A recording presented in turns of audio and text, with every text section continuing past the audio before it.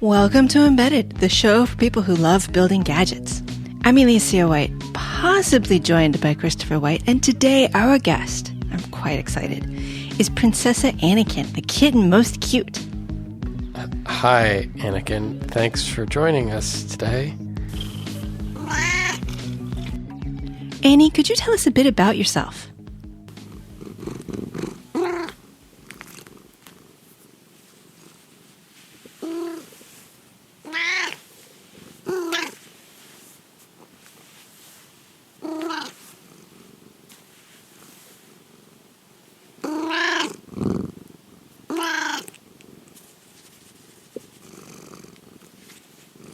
Thank you.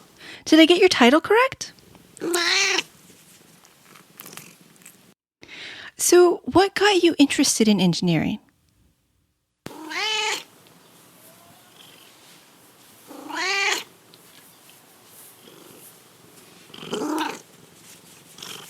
And how did you get into embedded systems?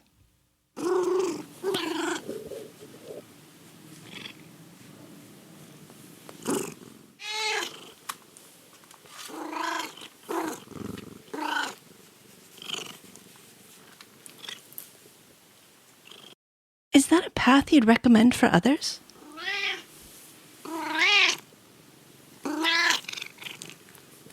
What do you think differentiates an embedded software engineer from, other types of software engineers? Is it really an important distinction?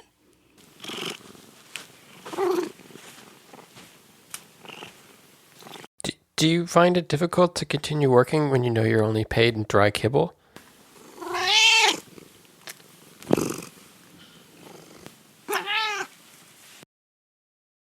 Okay, that is a good point. We all work for a living and we all sort of work for kibble. So how long have you worked in embedded systems? Do you have a favorite device? I'm not sure a litter box is a device. Well, I think we're going to talk about that more later in the show. So let's hold on to the litter box and kind of get through this introduction. If that's okay. I mean, you want to skip to the litter box? It's up to you. It's your show. So do you have favorite devices, Annie?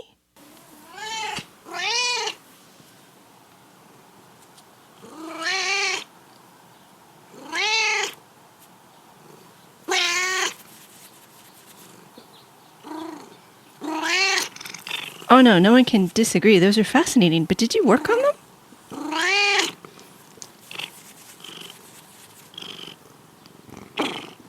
I see. So getting back to your career, what are you most proud of?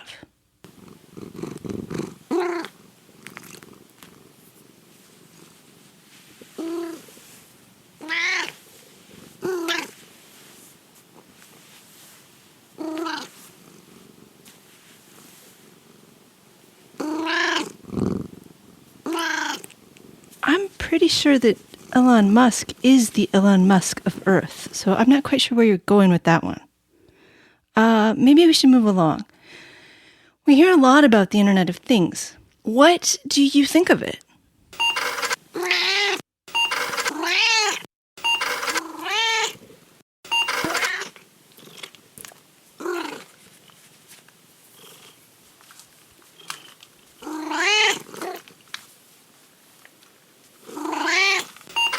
I can't bleep that many words, and you're going to have to clean up your language.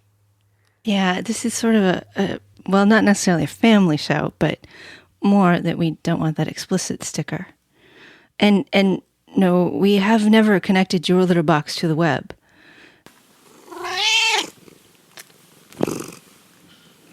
I know it was a scary robot litter box, but it was cool at the time.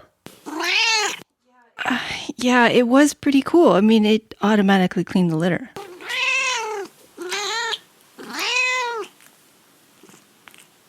It wasn't chasing you.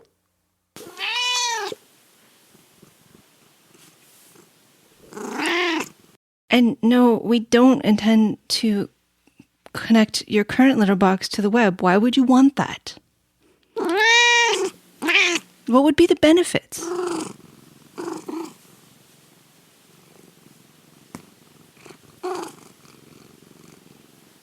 don't you have privacy concerns? No, sadly, as you may recall, this is not my first foray into bathroom-related devices. The intersection of educational toys and potty humor was, let's just say it was non-zero and pretty funny. But getting back to the Internet of Things, do you think it will be Wi-Fi or Bluetooth or something else that actually becomes the most prevalent method for connecting all sorts of devices, not focusing on litter boxes, but all sorts of household, consumer devices? What do you think will win?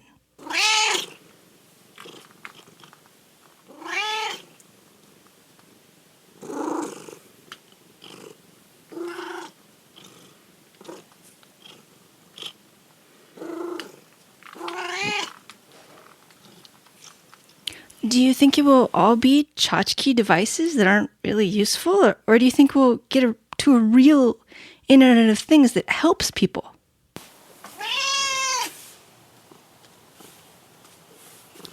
Apologies, I didn't mean it that way. No offense was intended. I don't think that pushing over the desk and storming out is going to do you any good here.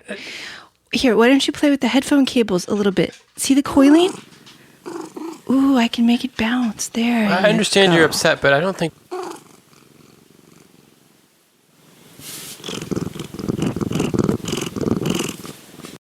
Do you mind if we continue? Oh, okay. Do you think that the Internet of Things will really be a force for good for everyone? Mankind, womankind, catkind?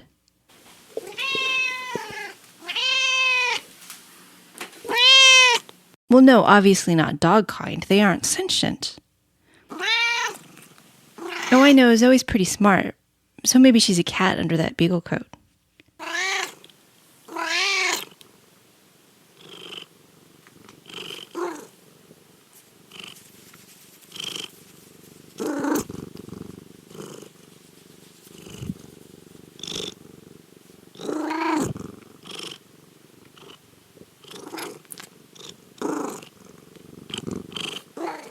I don't think that you can replace a network protocol with pheromones.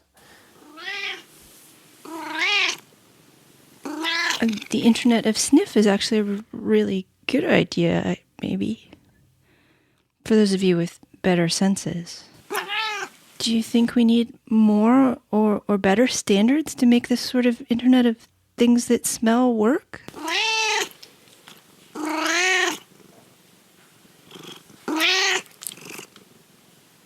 It's an incredibly libertarian position. I guess I should expect that from a cat. Can you walk us through the process of creating an Internet of Things that smell device?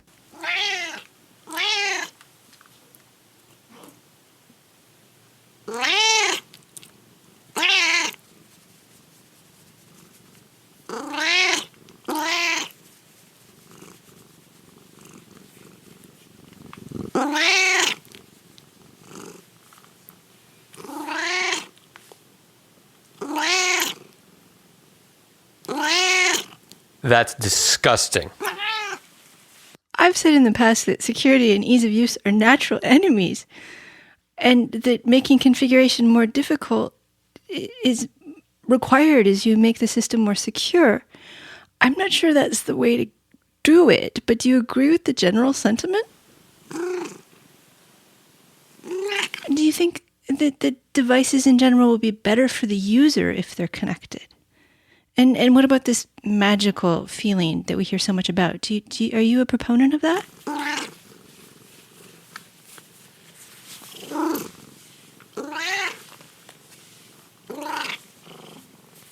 Do you think your special ability with static electricity makes development more difficult?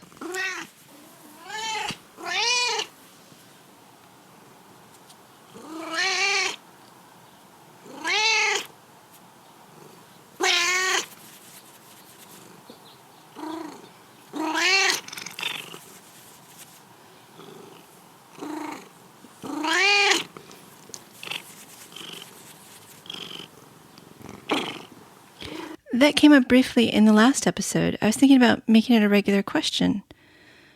So how do you feel about open offices?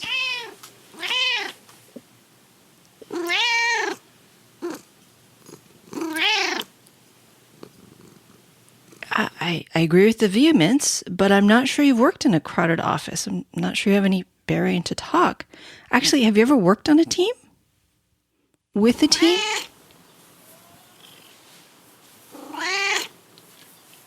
We are not your minions. I've had minions. You can usually fire them. And I don't think you can fire us.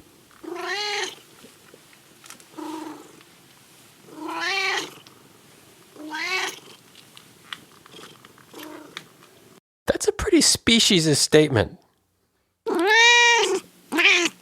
And this is not your house.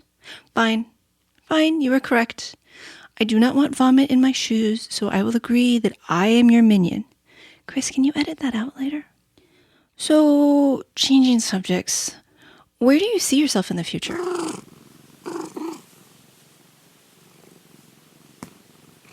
That's where you are right now.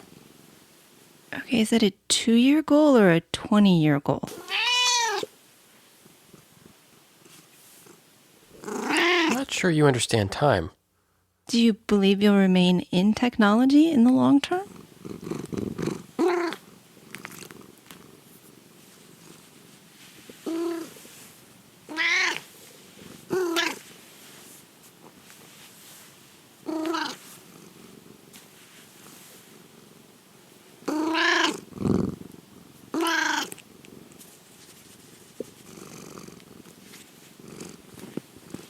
You do have a lot of options, even retirement. So, yeah, I can see your point there.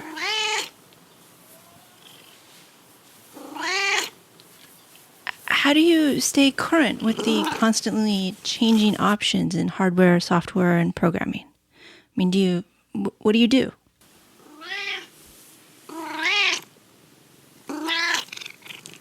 I saw what you did to my last IEEE Spectrum magazine, though I do agree it deserved it. Do you have any outside work projects? I mean, outside your career, outside your job?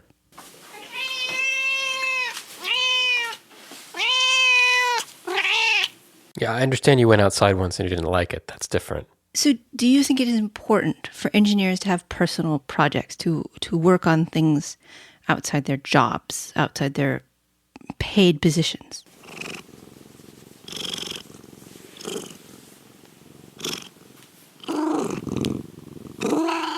Yes, having a personal portfolio to share during interviews is very nice, but I worry about the constant drive to do technical work all the time and how it can lead to burnout.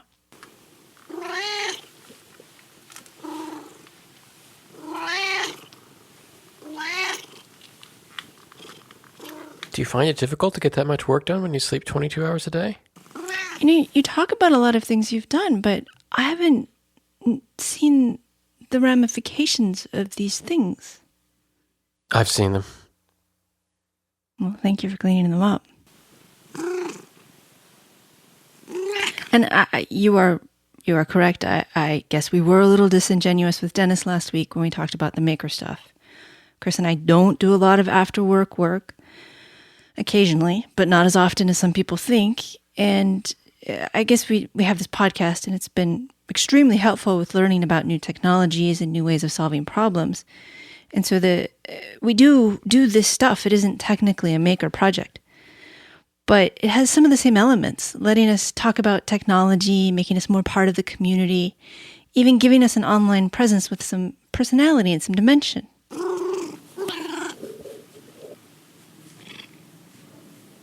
Why, thank you. Yes, episode 100 is coming up. Zooming up just really fast, actually. I'm quite looking forward to it.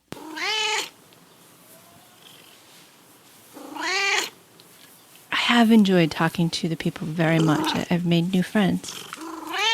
Yes, guests who give one-word answers are difficult to deal with. Are you making fun of yourself?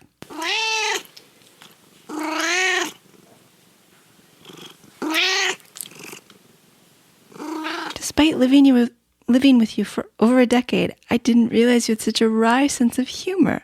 I'm glad you decided to chat with us today. Oh, I understand. You're obviously quite busy. We can end the show pretty quickly. Christopher, do you have any last questions for Annie?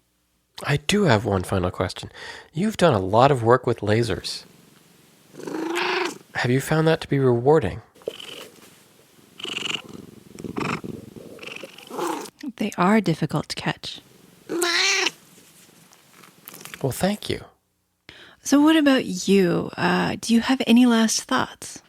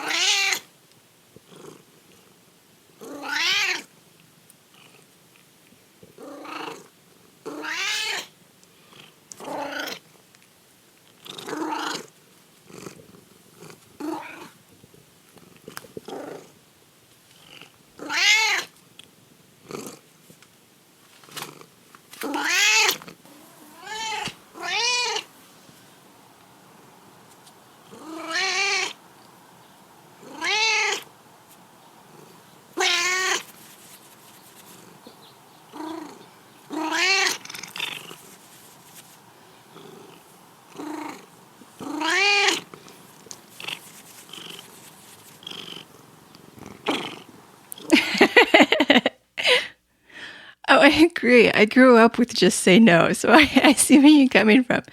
But catnip isn't really a controlled substance or anything.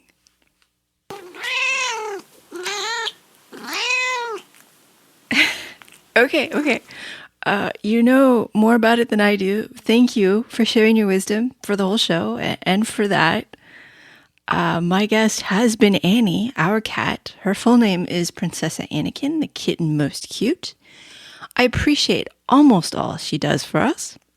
I would like to say thank you to Christopher White for eventually believing that this really was my plan for the episode, and then for going along with it. If you'd like to say hello, hit the contact link on embedded.fm. We'll be back to normal next time. In the meantime, happy April 1st, and thank you for listening. I had a final thought. Actually, I have two because I couldn't decide. You should be glad I don't have 10. The first one comes from Peter S. Beagle, the last unicorn. I am what I am. I would tell you what you want to know if I could, for you have been kind to me. But I'm a cat, and no cat anywhere ever gave anyone a straight answer. The second one is from Coraline by Neil Gaiman. What's your name? Coraline asked the cat. Look, I'm Coraline, okay? Cats don't have names, it said. No? Said Coraline. No, said the cat. Now, you people have names. That's because you don't know who you are. We know who we are, so we don't need names.